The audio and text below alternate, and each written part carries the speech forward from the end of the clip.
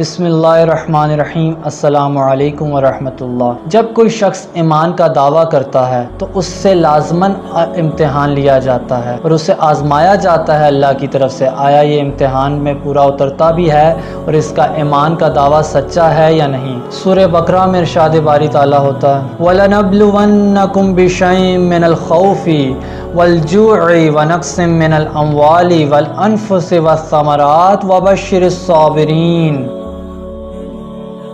ہم تمہیں آزمائیں گے، وَلَنَبْلُوَنَّكُمْ، اے ایمان کے دعوے دارو ہم تمہیں لازماً آزمائیں گے، یعنی اگر تم ایمان کا دعویٰ کرتے ہو تو اللہ تمہیں آزمائے گا۔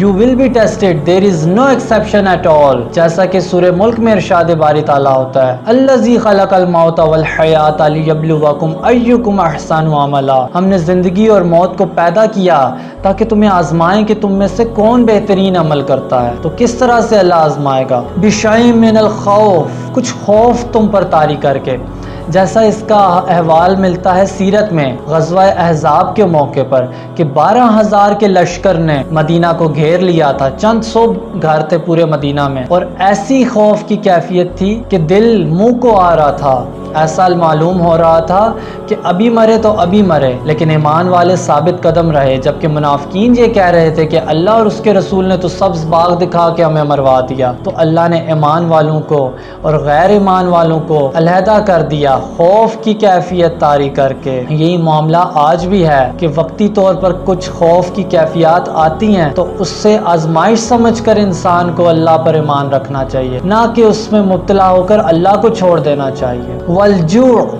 اور بھوک، فقر، فاقہ، غربت طاری کر کے، یعنی تم اس دنیا میں آزمائش کے طور پر آئے ہو اور تمہیں اللہ لازماً آزمائے گا، تو اس کی ایک آزمائش ہے فقر بھی، کہ تمہیں دے کر بھی اللہ آزماتا ہے کہ تم شکر کرتے ہو یا نہیں، اور تم سے لے کر بھی آزماتا ہے آیا تم صبر کرتے ہو یا پھر اللہ کی ناشکری شروع کر دیتے ہو۔ تو اس حالت میں بھی تمہیں اللہ لازماً آزمائے گا۔ وَنَقْصٍ مِّنَ الْأَمْوَالِ وَالْأَنفُسِ وَالثَّمَرَاتِ، اور جانی اور مالی نقصان سے تمہیں آزمائے گا، یعنی تمہیں جان کا نقصان دے کے، تمہارے مال کا نقصان دے کے، جیسا کہ آیا ہے کہ اللہ نے تو مومنوں سے ان کی جان اور ان کا مال جنت کے عوض خرید لیا ہے، تو اب ہمارا کوئی حق نہیں ہے اس پر کہ ہم اسے اللہ کے خلاف استعمال کریں، بلکہ اللہ کی رضا کے لیے استعمال کریں۔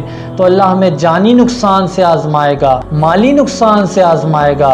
سیرت میں آتا ہے کہ نہیں آتا کہ بدر میں اگر فتح ہوئی تو احد میں ہمیں شکست بھی ہوئی ہے، اور اللہ نے جب ایمان والوں کا تھوڑا سا مرال ڈاؤن ہونے لگا تو اللہ نے فوراً سے انہیں کہا کہ تمہیں کیا ہو گیا ہے؟ اگر تمہیں آج ذات پہنچی اور تم نقصان اٹھا رہے ہو اور 70 تمہارے جانثار اور تمہارے لوگ گئے ہیں، تو بدر میں انہیں بھی تو شکست ہوئی تھی، انہوں نے تو ہار نہیں مانی، وہ شرک کے لیے دوبارہ سے اٹھائے اور اسی قوت سے، اور تم ایمان والے ہو کر بزدلی دکھانا چاہتے ہو، اور انہیں بھی مالی نقصان ہوا، ان کی بھی جانیں گئی، لیکن وہ شرک پر قائم رہتے ہوئے پھر لوٹ آئے۔ تو اے ایمان کے دعوے دارو، تمہیں بھی اپنے مال کی قربانی دینی پڑے گی، اپنی جان کی قربانی دینی پڑے گی۔ والثمرات، اور پھلوں اور میووں کے نقصان سے بھی اللہ تمہیں آزمائے گا۔ تبوک کا موقع تھا، فصل بالکل تیار تھی، لیکن اللہ اور اس کے رسول کی طرف سے حکم آیا کہ نکلو اللہ اور اس کے رسول کی راہ میں جہاد کرنے کے لیے۔ پہلے تو یہ اصول ہوتا تھا کہ کوئی والنٹیئرلی نکلتا ہے تو نکلے، نہیں نکلتا تو اس پر کوئی حد طاری نہ کی جاتی تھی، لیکن یہ وہ موقع تھا کہ جس پہ کہا گیا کہ اب کوئی نکلے گا تو وہی مسلمان ہے، ورنہ منافق ڈکلیئر کر دیا جائے گا۔ پھر جب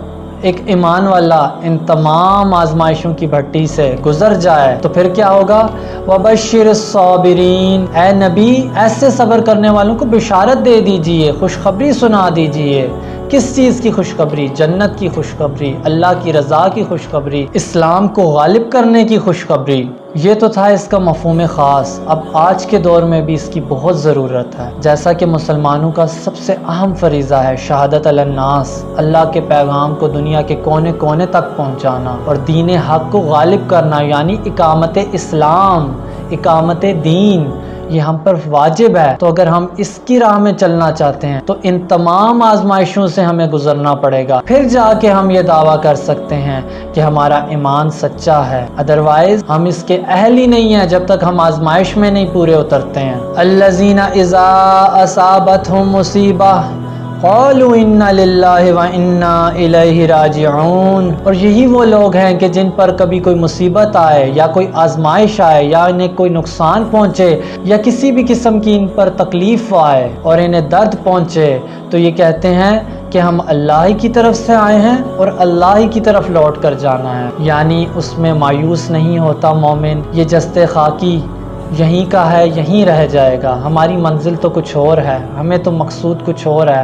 ہمیں تو یہاں اللہ کے لیے، اللہ کی رضا کے لیے بھیجا گیا ہے کہ ہم یہاں آزمائش میں پورے اتریں اور اللہ کی جنتیں حاصل کریں. تو ایمان والوں کا یہ رد عمل ہوتا ہے کہ وہ ہر قسم کی آزمائش میں پورا اترتے ہیں اور پھر شکوہ بھی نہیں کرتے، بلکہ کہتے ہیں کہ ہماری جان اور مال اور ہماری زندگی پر تو اللہ ہی کا حق ہے اور ہم نے اللہ ہی کی طرف لوٹ کر جانا ہے. یعنی ہمارا خود پر کوئی اختیار نہیں ہے. اور پھر جو لوگ یہ ثابت قدمی دکھائیں گے ان کے لیے کیا ہے؟ اولئک علیہم صلوات من ربہم ورحمہ واولئک هم المہتدون. یہی وہ لوگ ہیں کہ جن پر ان کے رب کی طرف سے عنایتیں ہیں اور رحمتیں ہیں، اور یہی لوگ ہیں جو کامیاب ہونے والے ہیں، ہدایت پر ہیں. محتدون، ہدایت یافتہ لوگ یہی ہیں جو کامیاب ہونے والے ہیں. سبحان اللہ. کچھ آزمائشوں کی بھٹی سے گزرنے کے بعد اللہ کی رضا کا ٹائٹل ہم حاصل کر سکتے ہیں. تو معلوم ہوا کہ جنت حاصل کرنا، اللہ کی رضا کو حاصل کرنا اتنا آسان نہیں ہے. ہمیں مختلف آزمائشوں سے گزرنا پڑے گا. اب میں اس کے توسط سے ایک پیغام دینا چاہتا ہوں، اور وہ پیغام ہے اقامت اسلام کا، دین کو غالب کرنے کا، شہادت علی الناس کا، کہ ہم میں سے ہر شخص کے، ہر مسلمان کے یہ ذمے ہیں کہ وہ شہادت علی الناس کا کام کرے. تو اس کے لیے اگر کوئی انقلاب برپا کرنا چاہتا ہے تو لازمی جزو ہیں کہ اس پر مصیبتیں آئیں گی، اس پر آزمائشیں آئیں گی. انقلاب کے لازمی جزو کیا ہیں؟ کہ مختلف آزمائشوں کو فیس کرنا اور نتیجے کی پرواہ نہ کرنا، بلکہ نتیجہ اچھا آئے یا برا آئے اللہ تک ہے. اللہ نے ہمارا عمل قبول کرنا ہے. اس میں جو لفظ آیا تھا ثمرات، اس کا مفہوم یہ بھی ہے کہ بہت سی محنت انسان کرتا ہے، لگاتار محنت کی، 20 سال محنت کی، لیکن نتیجہ کچھ بھی نہیں نکلا. تو ثمرات کا یہ مطلب بھی ہے کہ محنتوں کے حاصل کے ضائع ہو جانے سے اللہ ہمیں آزمائے گا. تو ہمیں اپنا فریضہ ادا کرنا چاہیے اور ہمیں خود کو ثابت کرنا ہوگا ایمان والا. تو وہ ان آزمائشوں پر پورا اترنے کے بعد اور اس کے بعد صبر کی روش اختیار کرنے سے، اور پھر اللہ کی رضا، اللہ کی رحمتیں اور اللہ کی جنتیں اور دین کا غلبہ یقینی ہے. وآخر دعوانا الحمد للہ رب العالمین. السلام علیکم ورحمۃ اللہ.